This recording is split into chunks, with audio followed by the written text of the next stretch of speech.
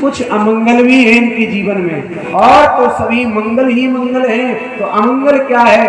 बोले अमंगल ये है कि इनका विवाह जिनसे होगा वो ऐसे ही रहेंगे, ना उनको घर की चिंता रहेगी, न धन की चिंता रहेगी, भस्मी को रमा करके और ऐसे ही अगरगामी बन करके डोलते रहेंगे, और यह ऐसे ही इसको पति मिलेगा।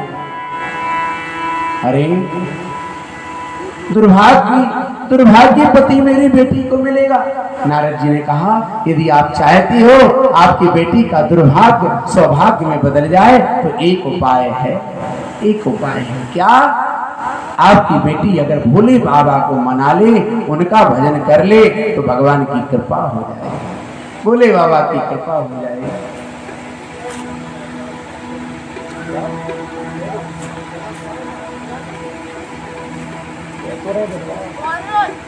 बोलो वृंदावन बिहारी लाल की। भगवती पार्वती से कहा नारद जी ने,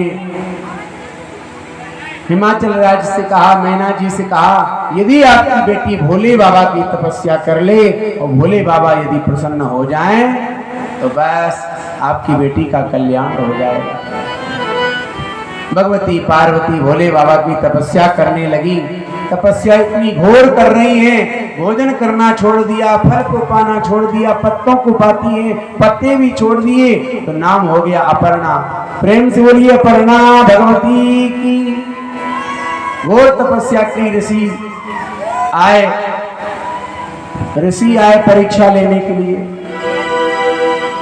और फिर ऋषियों ने कहा देवी आप परीक्षा में पास हो गई हैं, आप भोले बाबा की जन्म जन्म की अर्धांगिनी हैं, आप जगत जननी जगदम्बा हैं और भोले बाबा जगत पिता जगदीश्वर हैं, तो अब आपका विवाह हम सबको देखने की इच्छा है।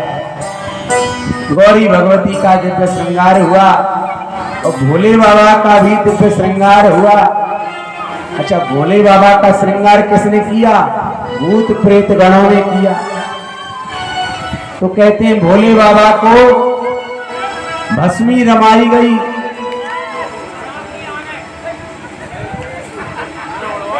अरे भैया भोले बाबा के गाने भूत प्रेत पिशाच डाकनी साखनी प्रेम से कथा सुनियो, नहीं तो भैया ये चिपक गए तो लेने का देना पड़ जाएगा। हम तो कह देंगे भैया अगर खट्ट-पट्ट करे प्रेम से कथा ना सुने तो उनको चिपक जाना। ए भैया भूत प्रेत भैया देखो बारात में आए हो, आप सबका स्वागत है। उनको चिपक जाना जो प्रेम से कथा न सुने, वो भगवान की बारात में न नाचे, भगवान के पैर न पखारे, उनको चिपक जाना। भैया भूत प्रेत प्रेम से बोलिए भगवान भोलेनाथ की जय, कैलाशपति भगवान की जय, गौरी मैया की जय। तो भैया भोले बाबा का श्रृंगार किया। कहते हैं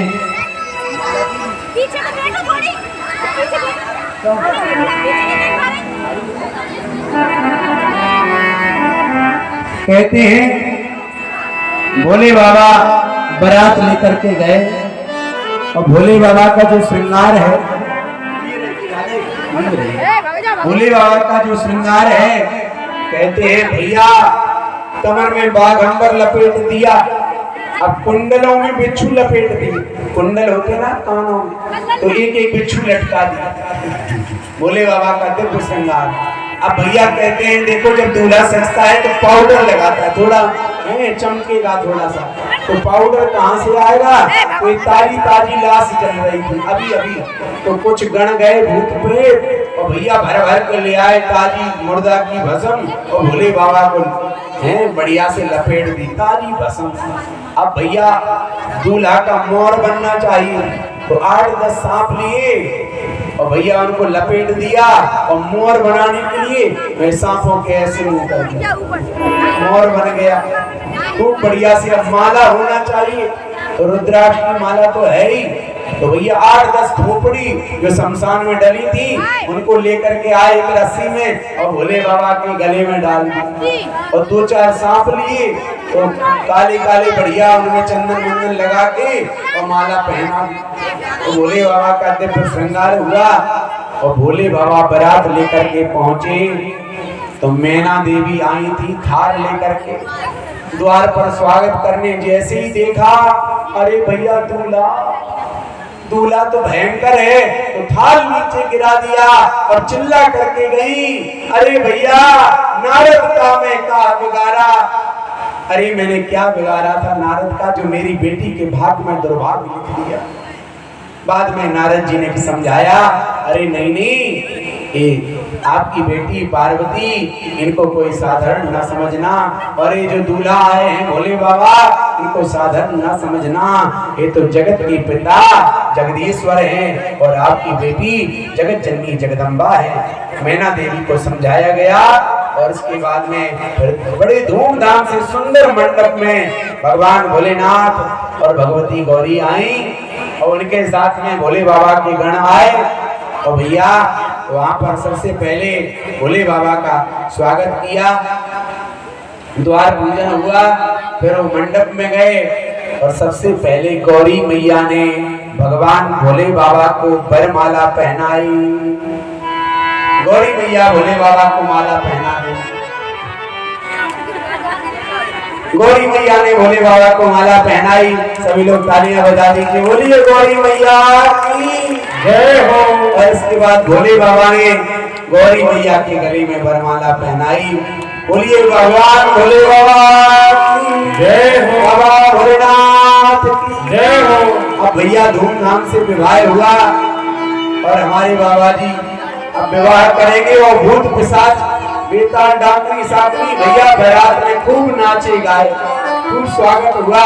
तो सब लोग भगवान भोले बाबा की बारात में नचेंगे, आनंद लेंगे।